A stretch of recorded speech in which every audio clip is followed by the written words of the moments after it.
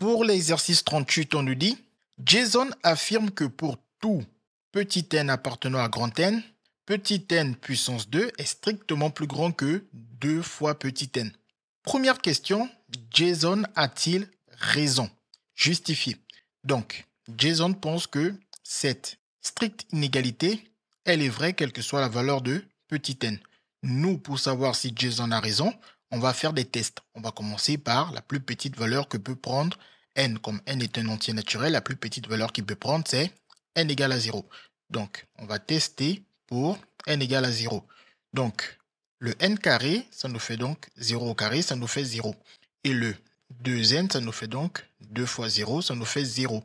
Et on sait très bien que c'est faux de dire que 0 est strictement plus grand que 0. Ça, c'est faux. Donc, on ne peut pas dire que n puissance 2 est strictement plus grand que 2n pour n qui égale à 0. Donc, c'est faux. Donc, on répond Jason a tort pour n égale à 0. Donc, il ne peut pas avoir raison de dire que cette inégalité, elle est vraie pour toutes les valeurs de n entier naturel. Deuxième question, on nous dit, pour tout n appartenant à grand N, notons Pn, la propriété n puissance 2 est strictement plus grand que 2n. Petit a, soit petit n appartenant à grand N étoile. En supposant que Pn est vrai, montrez que Pn plus 1 est vrai. Donc, Pn, on nous l'a précisé ici. Et à l'aide de Pn, on va écrire d'abord Pn plus 1 pour l'avoir devant les yeux. Ça va être beaucoup plus simple pour réfléchir. Donc, pour passer de Pn à Pn plus 1, à tous les n, je leur rajoute un 1. Donc, à ce n, on lui rajoute un 1, ça fait Pn plus 1. À ce n, on lui rajoute un 1, ça nous fait donc n plus 1 puissance 2. Strictement plus grand que 2n, auquel on rajoute un 1, ça nous fait donc 2n plus 1. Donc, c'est ça que nous devons montrer que c'est vrai en supposant que Pn est vrai. Donc, pour ce faire, on va, par exemple, partir de n plus 1 puissance 2. Donc, j'ai n plus 1 puissance 2 et je vais tenter de faire apparaître mon n puissance 2. Pour cela, je vais utiliser la première identité remarquable qui me dit que ça me fait donc n puissance 2 et ensuite j'ai le double produit, donc 2ab, donc 2 fois n fois 1 qui me donne 2n plus b carré, donc plus 1 au carré qui me fait 1. Et maintenant que je suis là, je sais que le n puissance 2, il est strictement plus grand que 2n. Donc, ça, c'est par hypothèse de récurrence, car on a supposé que Pn est vrai. Donc, on sait que n puissance 2 est strictement plus grand que 2n. Et nous, si on doit faire apparaître n plus 1 puissance 2, il faut rajouter tout simplement 2n plus 1 de part et d'autre de cette inégalité. Donc, à gauche, je vais rajouter 2n plus 1. Donc, à n carré, nous rajoutons 2n plus 1. Et à droite, à 2n, nous rajoutons 2n plus 1. Donc, strictement plus grand que 2n, auquel on rajoute 2n plus 1. Donc, ici, on a déjà expliqué ça sur cette ligne, que ça nous fait n plus 1 puissance 2. Et ici, en faisant le calcul, ça nous fait 4n plus 1. Maintenant, on observe ce qu'on veut montrer. Ce qu'on a et ce qu'on veut montrer, on voit que ce n'est pas exactement la même chose. Mais ce qui serait parfait pour nous, c'est que ce que nous avons soit strictement plus grand que ce que nous voulons avoir. Est-ce que cette inégalité serait vraie? Même supérieure ou égale, ce serait parfait pour nous. Donc l'idée, ce serait de commencer par comparer la quantité 4n plus 1 à la quantité 2n plus 1. Pour pouvoir faire cette comparaison, on va tout simplement calculer la différence des deux. Donc on va continuer ici. On va calculer la différence entre 4n plus 1 moins 2n plus 1. Donc ça me fait 4n plus 1. Et là, je distribue le moins 2. Donc ça va me faire moins 2n. Et le moins 2 distribué à plus 1, ça me fait moins 2. Ensuite, j'effectue les calculs. 4n moins 2n, ça me fait 2n. Et plus 1 moins 2, ça me fait moins 1. Une fois que j'ai cette différence, je vais comparer cette différence à 0. Je vais essayer de voir si cette différence, elle est plus grande que 0. En effet, ici, la méthode qu'on utilise, c'est de dire que si une quantité A est plus grande qu'une quantité B, cela est équivalent à dire que la quantité A moins B est forcément plus grande que 0. Donc c'est ça que nous sommes en train d'essayer de faire ici. On a trouvé la différence A moins B et on veut savoir si oui ou non est-elle plus grande que 0. Donc, pour les valeurs de n que nous pouvons prendre, ici on nous a dit qu'on travaille avec un n qui est non nul car il appartient à grand N étoile. Le étoile, ça veut dire tous les entiers naturels sauf 0.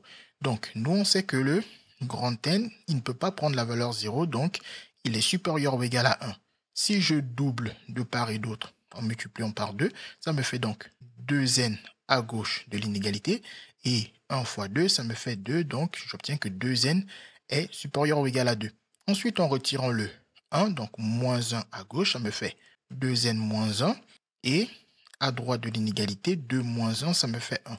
Donc, j'obtiens que ma quantité 2n moins 1, elle est supérieure ou égale à 1. Et je sais très bien que 1, il est strictement plus grand que 0. Donc, cette quantité est bel et bien strictement plus grande que 0.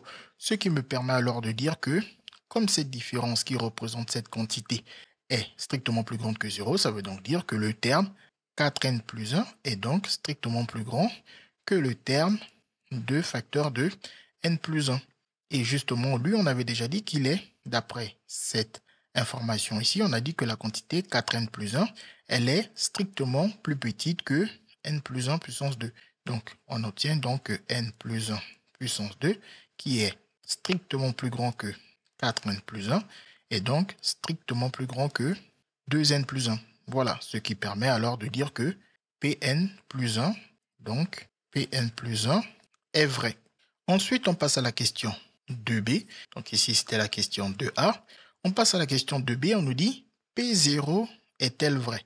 Donc déjà, on peut mettre en avant le P0. Le P0, on l'obtient à partir de Pn en remplaçant tous les n par 0.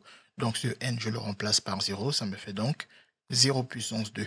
Et ici, donc qui doit être strictement plus grand que 2 fois n, c'est-à-dire 2 fois 0. Est-ce que cette inégalité, elle est vraie? Donc, 0 puissance 2, on sait que ça fait 0. 2 fois 0, on sait que ça fait 0. Est-ce que 0 est strictement plus grand que 0? On sait que ça, c'est faux.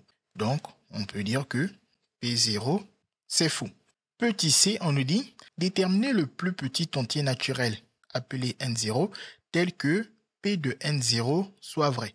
Donc, on sait déjà que P0 est vrai, donc on va tester pour P1. Donc, on passe à P1 puisqu'on cherche le plus petit entier tel que on aura la propriété Pn qui sera vrai. Donc, pour 1, je refais la même chose que pour 0. Je remplace tous les n par 1. Ça me fait donc 1 puissance 2 qui doit être strictement plus grand que 2 fois 1. Donc, 1 puissance 2, on sait que c'est 1 fois 1 qui donne 1. Et 2 fois 1, ça fait 2. 1 strictement plus grand que 2, on sait que ça c'est faux. On continue puisqu'on cherche le plus petit entier tel que on aura la propriété de vrai. On passe à 2. Donc pareil, je remplace tous mes n par 2. Donc ce qui me fait donc 2 puissance 2, strictement plus grand que 2 fois 2. Est-ce que ça c'est vrai? Donc 2 puissance 2, on sait que c'est 2 fois 2, ça fait 4. Et 2 fois 2, on vient de dire que ça fait 4. Donc est-ce que 4 est strictement plus grand que 4? C'est faux. Et donc on continue comme ça petit à petit jusqu'à trouver le premier tel que ce sera vrai. On passe ensuite à P3. Donc ici pareil, je remplace mes n par 3.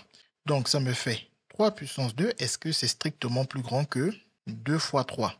3 puissance 2, c'est 3 fois 3, ça nous fait 9. Et 2 fois 3, ça nous fait 6. Et là, on sait que 9 est bien plus grand que 6. Donc le plus petit entier naturel n0, tel que la propriété est vraie, n'est rien d'autre que n0 égale à 3. Ensuite, en D, on nous dit quoi? Conclure en corrigeant l'affirmation de Jason. Donc, je remets ici l'affirmation de Jason. Donc, Jason affirme que pour tout n appartenant à grand N, c'est-à-dire à partir de 0, 1, 2, 3, etc., cette inégalité, elle est vraie. Donc, pour corriger l'affirmation de Jason, il faut tout simplement prendre la partie n appartenant à grand N. Ça, c'est faux. Et il faut remplacer ça par n supérieur ou égal à 3. Donc, c'est à partir de n égale à 3 que la propriété est vraie. Donc, juste au passage, la propriété, elle est initialisée pour n0 égale à 3 et elle est héréditaire d'après ce que nous avons fait à la question 2a. Donc, elle est initialisée et héréditaire. Elle est donc vraie par occurrence pour tout entier naturel n supérieur ou égal à 3.